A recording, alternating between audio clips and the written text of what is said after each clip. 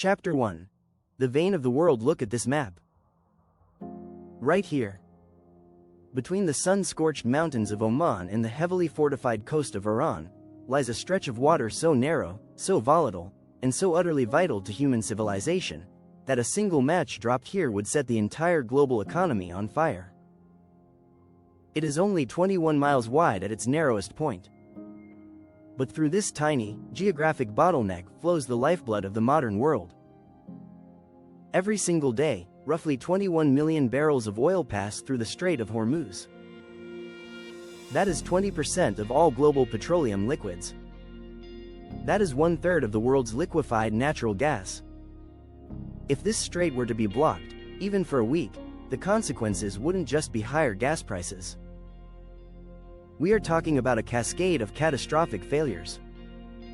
Supply chains freezing. Food delivery systems halting. Power grids in entire nations going dark.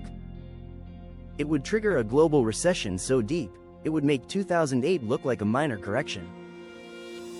And right now, this vital artery is surrounded by the highest concentration of advanced weaponry, naval warships, and asymmetric attack craft anywhere on the planet.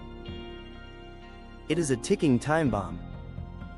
Today, we are going to look at the terrifying reality of the Strait of Hormuz.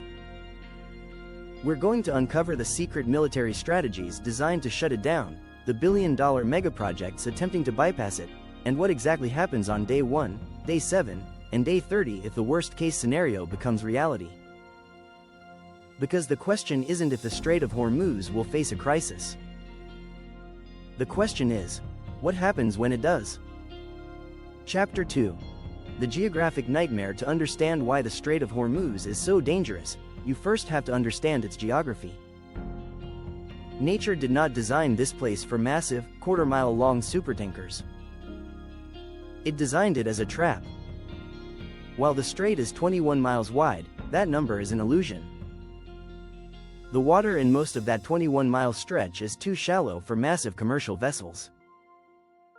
The actual shipping lanes, the deep water that a fully loaded very large crude carrier, or VLCC, needs to safely navigate, are incredibly narrow. There are 2 designated shipping lanes. One for inbound traffic, one for outbound traffic. Each lane is only 2 miles wide. And they are separated by a 2-mile buffer zone to prevent head-on collisions. 2 miles. That is nothing. A supertanker moving at full speed takes miles just to come to a complete stop. And the geography gets worse. The shipping lanes are forced to hug the northern coastline. The Iranian coastline. This isn't an accident, it's bathymetry, the topography of the ocean floor. The deepest waters are in the north and east. This means that every single tanker carrying the wealth of Saudi Arabia, the UAE, Kuwait, and Iraq has to pass within a stone's throw of Iranian territorial waters, and a chain of heavily militarized islands. Look at Qeshm Island. It is the largest island in the Persian Gulf. It is heavily fortified. From the mountainous terrain of the Iranian coast and these islands, anti-ship cruise missiles have a clear, unobstructed line of sight to any vessel in the strait. But the threat isn't just above the water. It's below it. The shallowness of the Persian Gulf makes it incredibly difficult for massive nuclear submarines to operate stealthily, but it makes it the absolute perfect environment for something much cheaper, and much deadlier: naval mines. Hold on to that thought about naval mines. Because to understand how they could be used to shut down the world today, we have to look at what happened when this exact nightmare played out in the 1980s. A forgotten conflict that the militaries of the world study obsessively. Chapter 3. The Tanker Wars and the Precedent. The 1980s. The Iran-Iraq War. It was a brutal, grinding conflict on land. But by 1984, the war spilled into the waters of the Persian Gulf. This was the beginning of the Tanker War. Iraq, desperate to cut off Iran's oil revenue, started attacking Iranian tankers. Iran retaliated by attacking ships carrying oil from Kuwait and Saudi Arabia, countries that were funding Iraq. Suddenly, neutral commercial vessels, crewed by civilians just trying to do their jobs, were in the crosshairs. Over 400 civilian ships were attacked during this period. Over 400 merchant seamen were killed. Insurance premiums skyrocketed. But the flow of oil didn't stop entirely. The world powers wouldn't allow it. The United States launched Operation Earnest Will, the largest naval convoy operation since World War II. They reflagged Kuwaiti tankers with U.S. flags and gave them massive naval escorts. But escorting a ship doesn't protect it from what it can't see. On April 14, 1988, the USS Samuel B. Roberts, an American frigate, struck an Iranian naval mine. The explosion blew a 15-foot hole in the hull. The ship was nearly snapped in half. It was a miracle she didn't sink. The U.S. response was immediate and devastating. Operation Praying Mantis.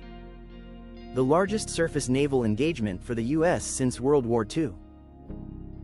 In a single day, the U.S. destroyed half of Iran's operational fleet and crippled multiple oil platforms being used as military bases. Why am I telling you this? Because the tanker war proved two things. First, it proved that the Strait of Hormuz can become an active war zone.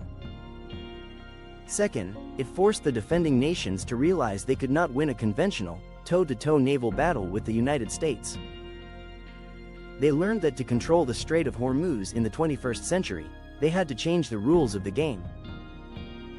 They had to go asymmetric. Chapter 4. The asymmetric threat. If a modern conflict breaks out in the Strait today, it won't be fought with massive battleships lining up in a row. It will be a chaotic, multi-domain nightmare designed to overwhelm defense systems. This is the doctrine of anti-access, area denial, or A2, AD. The centerpiece of this strategy is the swarm. The Islamic Revolutionary Guard Corps Navy, IRGCN, has built a massive fleet of thousands of heavily armed fast attack craft. These are small, incredibly fast boats. Some are armed with heavy machine guns, some with anti-ship missiles, and some are packed with high explosives designed to be driven directly into the hull of an enemy ship like a maritime kamikaze. Imagine you are the captain of a warship. Your radar systems are the best in the world. But suddenly, your screens are flooded with dozens, maybe hundreds of blips coming at you from all directions at 50 knots. Your automated defense systems can track them, but can you shoot all 50 of them down before just one gets through? And while the swarm distracts the surface ships, the real heavy hitters wake up. Hidden deep inside the Zagros Mountains, carved into the solid rock, are massive underground missile silos. These missile cities are virtually immune to preemptive airstrikes. From these mountain fortresses, barrages of anti-ship ballistic missiles and sea-skimming cruise missiles can be launched. They fly low, avoiding radar until the last possible second. And then, there are the submarines. Not nuclear behemoths, but small, ultra-quiet diesel-electric coastal submarines like the Goddard class. They sit silently on the shallow seafloor, waiting in ambush, completely undetectable until they launch a torpedo. And finally, the mines. We talked about them in the 80s, but modern smart mines don't just float and wait to be bumped. They rest on the seafloor, listening for the specific acoustic signature of a massive oil tanker, ignoring smaller ships. Once they hear their target, they launch themselves upward. To close the Strait of Hormuz, you don't actually need to sink 100 ships. You just need to sink one in the deep water channel.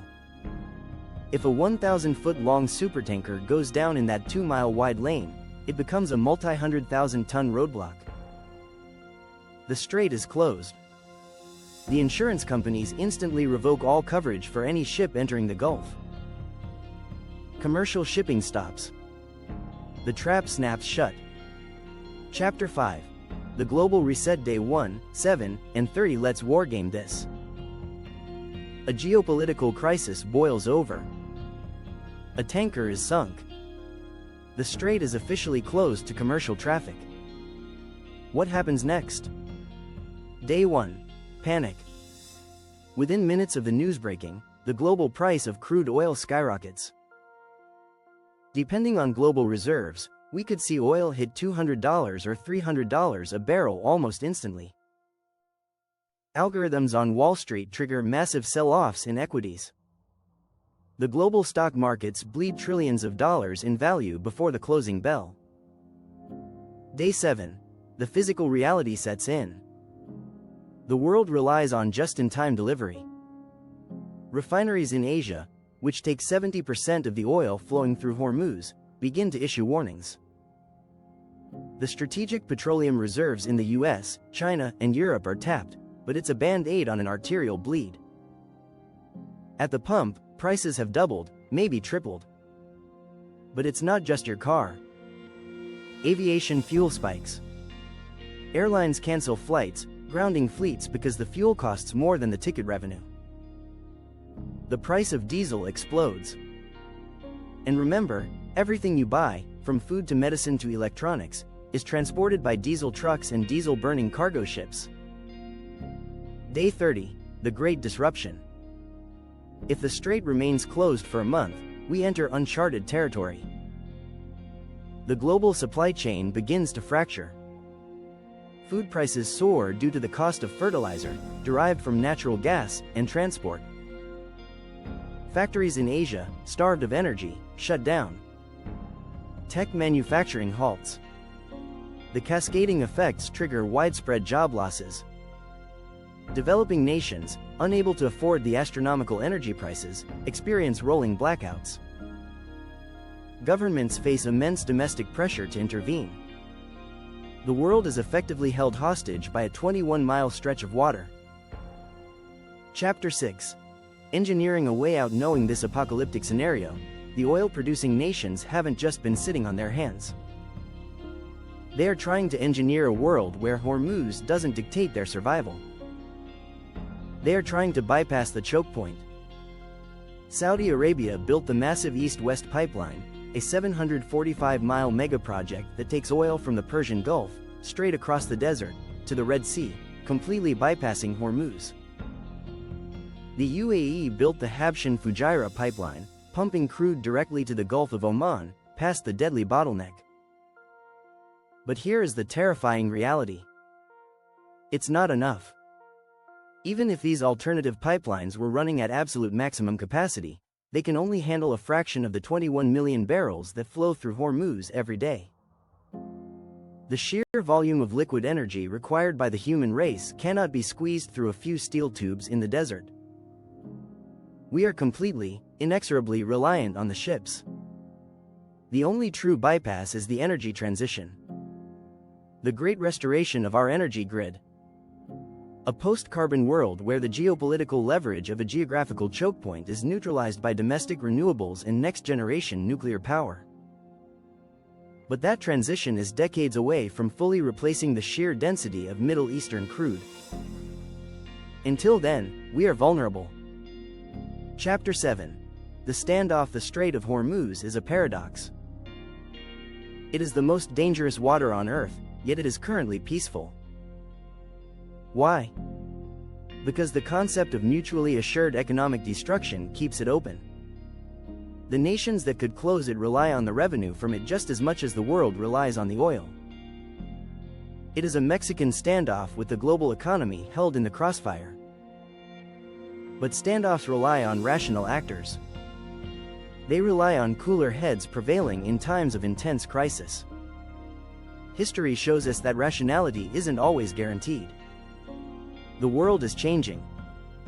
As geopolitical tensions rise, that 21-mile gap remains the single most critical vulnerability in human civilization. Are we prepared for the day it closes? Let me know in the comments below. And if you want to see how we are trying to engineer our way out of these climate and energy traps, click the video on screen right now.